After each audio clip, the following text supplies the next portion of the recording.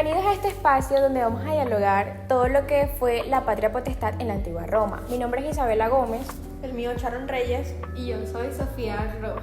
Bueno, en esta ocasión les estaremos hablando sobre cuál fue el origen, cuál es la relación con otras potestades, al igual que cómo fue transformándose y evolucionando a medida que fue cambiando la sociedad. Bueno, la patria potestad era el poder que tenía el pater family sobre sus descendientes. En sus inicios, recogidos en la ley de las 12 tablas, era un poder totalmente absoluto. Podían vender a sus hijos, repudiarlos o incluso hasta disponer de sus vidas. Bueno, este poder no era totalmente aislado, sino que también reconocía varias potestades, como lo son la patria potestad, la manus, la dominica potestad y pues la magistratual y la imperium. Todos estos conceptos los estaremos abordando más específicamente a medida que va pasando el podcast.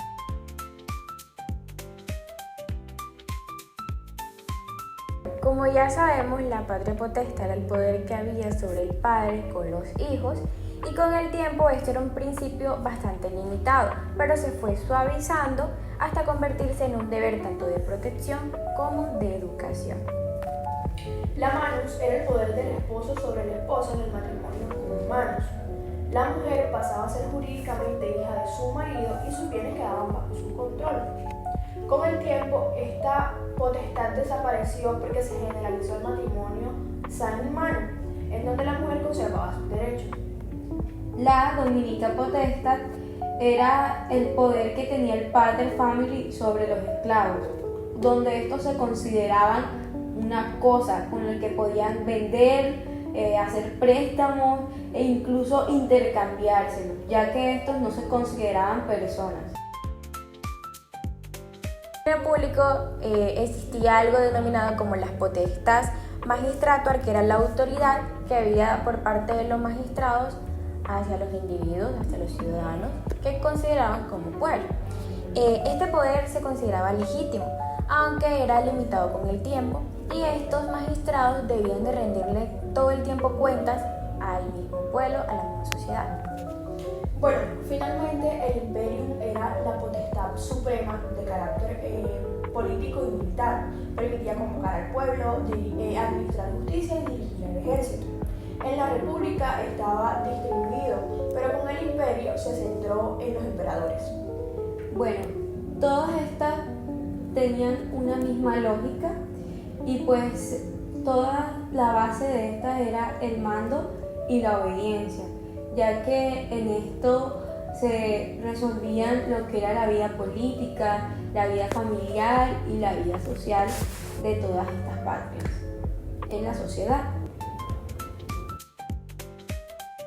Ahora, para también dialogar y conversar el tema de la extinción de las causas de estos poderes del pater family, podemos empezar que en el imperium, en la potestad del imperium, pues el magistrado cedía también su poder, como también el pater family cedía y también se podía extinguir el poder que tiene el pater family. Sí, es que siguiendo con esta extinción, de hecho, el pater family, el poder que había sobre la patria potestad no era perpetuo, eso se extinguía, y una de las causales de esta extinción era la muerte, que era la principal. Cuando el pater moría, pues todo ese poder se perdía. La emancipatio, que era la ceremonia solemne mediante el cual el padre liberaba al hijo y ya todo el peculio vendría siendo por parte de él. La adopción, más conocida como el adoptio, que era que transfería al hijo a otra familia. El capitis diminutio del padre, que es decir, la pérdida de la ciudadanía o la libertad de este, o también el ingreso del hijo a dignidades especiales como las virginis vestales. Bueno, estos mecanismos muestran que la patria potestad, aunque fuerte, estaba regulada jurídicamente y podía terminar según circunstancias sociales o políticas. Ya hablando de circunstancias políticas, algunos ejemplos podrían ser el maltrato, los abusos o la negligencia que había. Para añadir, en esa época habían bastante problemas, como era la adicción, cuando el padre se emborrachaba. Entonces eso también eran causales sociales que ayudaba con la extinción de este poder que era el pater.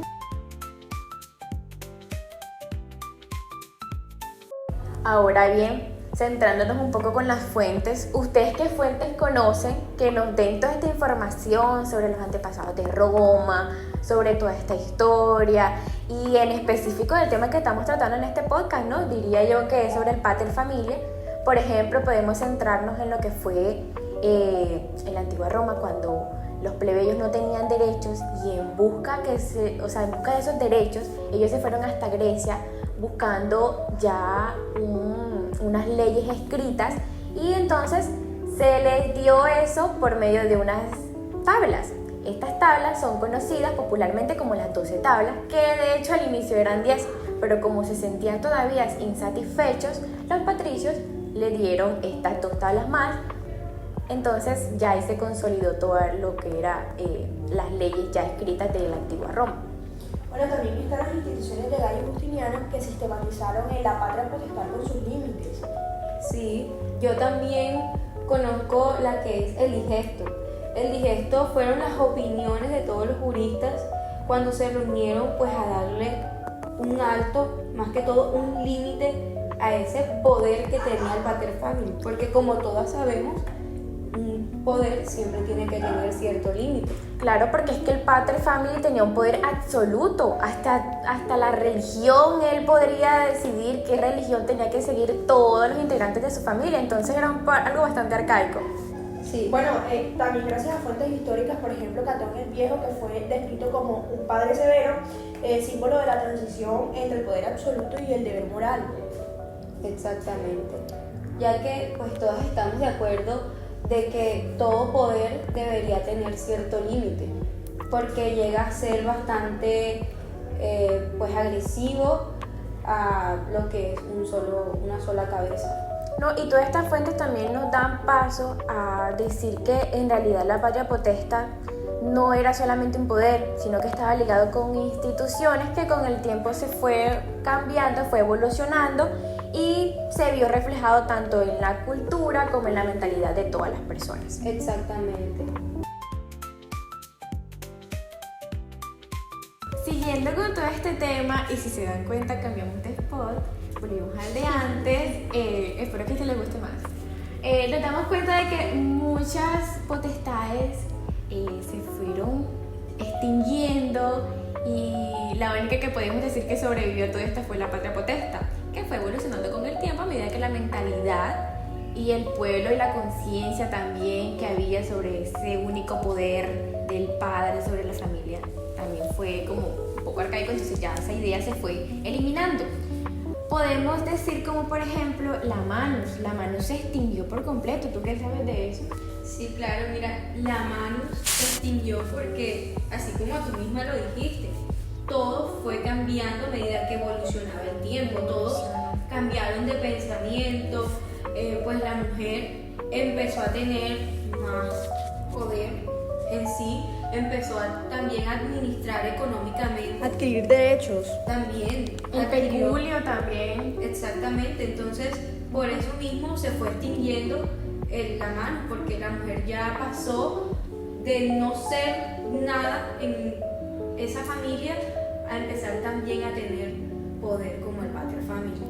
¿Y qué me dicen del Dominica Potestas? ¿Tú qué sabes? Bueno, este desapareció porque Roma dejó de ver al esclavo como una cosa y empezó a reconocerlo progresivamente como persona.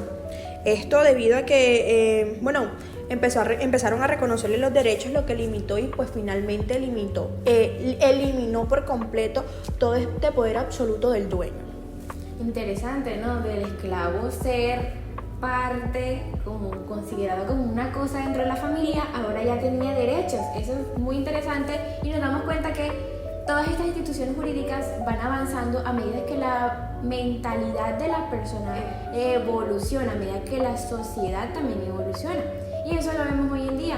El derecho evoluciona a medida que la sociedad también lo hace. Sí, ahora mismo nosotros vemos hacia atrás y vemos la época arcaica y es impresionante el cambio, la evolución que hubo hasta ahora, claro. En este momento, pues todos tenemos poder en una familia, todos cumplimos roles distintos dentro de nuestro núcleo familiar. Ya no es un una sola persona la que administra nuestros bienes. O que tiene autoridad sobre todo el grupo familiar. Hasta en la religión.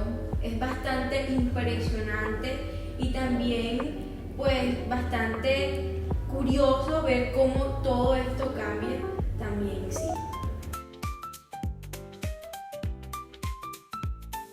Bueno, para llevar a cabo una conclusión de la reflexión que dimos, pues no está de más decir y que es muy importante saber que si un poder no evoluciona, se termina extinguiendo.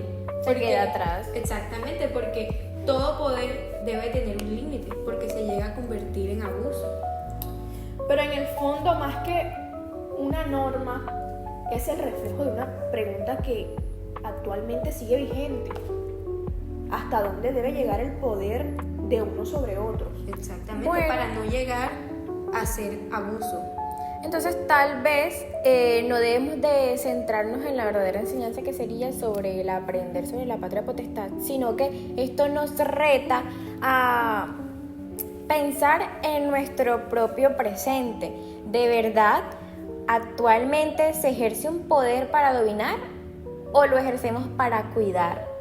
Entonces eso es algo de mucha reflexión, porque es que nos damos cuenta que el pater en realidad se suponía que tenía que cuidar también a su familia, a su entorno. O sea, que Era si el una- poder de autoridad era para cuidar, Exactamente, Claro. así como tenía obligaciones, era una responsabilidad también cuidar, porque era responsabilidad de él. Claro, porque le brindaba educación a los hijos. Exactamente. Tenía que brindarle protección, educación a los hijos. La obligación de ser pater family era eso, responder correctamente por el núcleo familiar en el que él era, el que él ejercía el poder. Así es. Bueno, y con esto finalizamos nuestro podcast. Espero que les haya gustado.